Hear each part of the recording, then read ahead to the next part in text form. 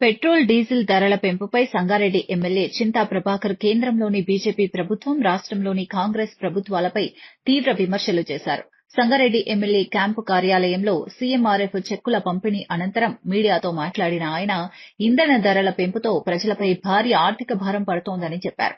కేంద్రంలోని బీజేపీ ప్రభుత్వం వరుసగా పెట్రోల్, డీజిల్ ధరలను పెంచుతూ ప్రజలను దోచుకుంటోందని ఆరోపించారు. అదే సమయంలో రాష్ట్రంలోని కాంగ్రెస్ ప్రభుత్వం వ్యాట్ తగ్గించకుండా కేంద్ర దోపిడీకి సహకరిస్తోందని విమర్శించారు.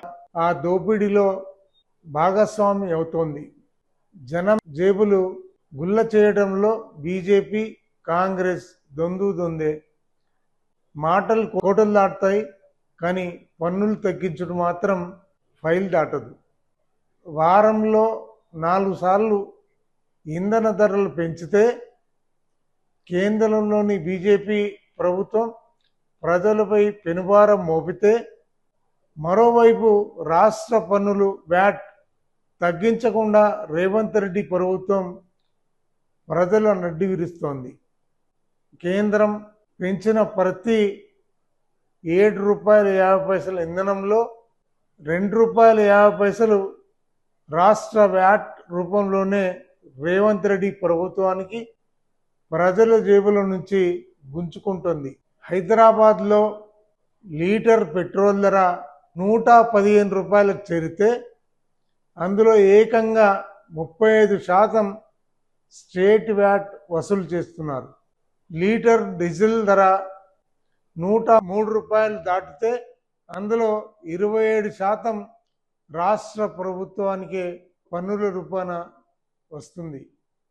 కేంద్ర రాష్ట్ర ప్రభుత్వాలు కలిసి చేస్తున్న ఈ ఇంధన దోపిడీ వల్ల తెలంగాణ ప్రజలపై ప్రతి నెల 162 కోట్లు, ఒక సంవత్సరానికి 2000 కోట్లు అదనపు భారం పడుతుంది. నాడు పిసిసి అధ్యక్షుడు ఉన్నప్పుడు ఇంధన ధరలు ప్రజలను నడ్డి విరుస్తున్నాయి, రాష్ట్ర పన్నులు తగ్గించాలి అని ప్రగల్భాలు పలికిన రేవంత్ రెడ్డి అధికారంలోకి వచ్చాక 2.5 ఏళ్లుగా కనీసం 0.1% కూడా ఎందుకు తగ్గించలేదు?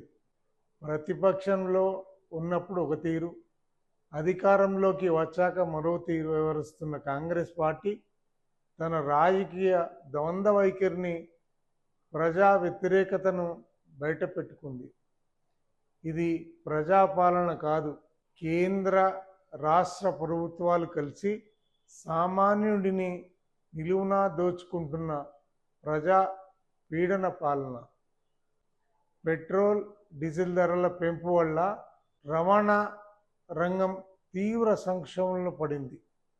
నిత్యావసర వస్తువుల ధరలు ఆకాశాన్ని అంటుతుంటే అటు కేంద్ర ప్రభుత్వానికి, ఇటు రాష్ట్రానికి కనీస బాధ లేకుండా పోయింది. రైతులు పొలం దున్నాలన్నా డీజిల్ భారం, సామాన్యుడు బైక్ తీయాలన్నా పెట్రోల్ భారం, పెరిగిన సాగు ఖర్చులు భరించలేక రైతులు సతమతమవుతూ ఉంటే ఈ ధరల పెంపు మూలిగే నక్కపై తాటిపండులా మారింది. సామాన్యుల పట్ల చిత్తశుద్ధి ఉంటే మాటలు దంచడం ఆపి, దమ్ముంటే పెట్రోల్, డీజిల్పై కనీసం 10% స్టేట్ వ్యాట్ తగ్గించి ప్రజలకు ఉపశమనం కలిగించాలి.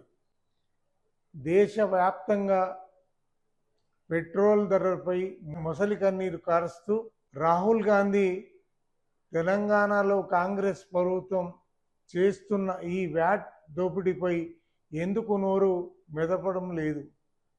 ఇక్కడ వ్యాట్ తగ్గించేలా రేవంత్ రెడ్డిని ఆయన ఎందుకు ఆదేశించడం లేదు?